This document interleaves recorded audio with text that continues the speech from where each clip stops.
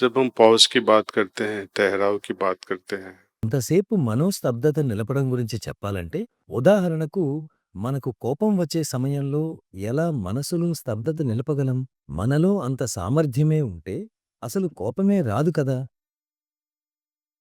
तो इस हालत को ठहराव की हालत तो ఈ మనోస్థితిని ఏర్పరచుకునేందుకు మనలో ధ్యానమయ స్థితిని తీసుకురావాలి.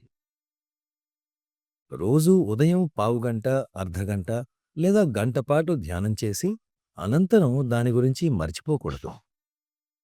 ధ్యానంలో కలిగిన స్థితిని రోజంతా మనలో నిలుపుకొనగలగాలి. అప్పుడు మీకు ప్రత్యేకంగా మనోస్తబ్దత నిలుపుకోవలసిన అవసరం ఉండదు. ఎందుకంటే మీరు ఆ ధ్యాన స్థితిలో నిలిచిపోయి ఆయనతో కలిసి ఉన్నారు కనుక.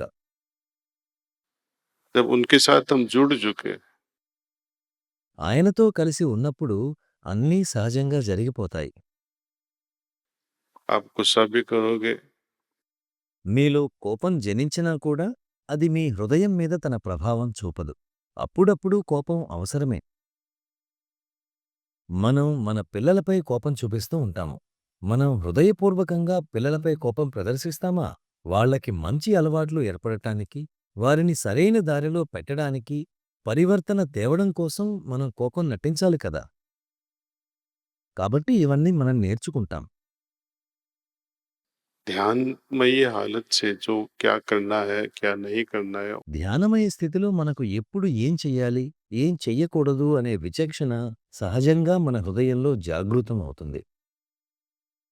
तो ऐसा समय बहुत कम होगा कि जब आपने कुछ गलत कर दिया और बाद में ఈ ధ్యానమయ స్థితిలో కొనసాగినప్పుడు మనం చేసే పనుల వలన పశ్చాత్తాపపడే సందర్భాలు చాలా అరుదుగా ఉంటాయి. ఎందుకంటే ధ్యానమయ మనస్సు ఎన్నడూ తప్పు చెయ్యదు.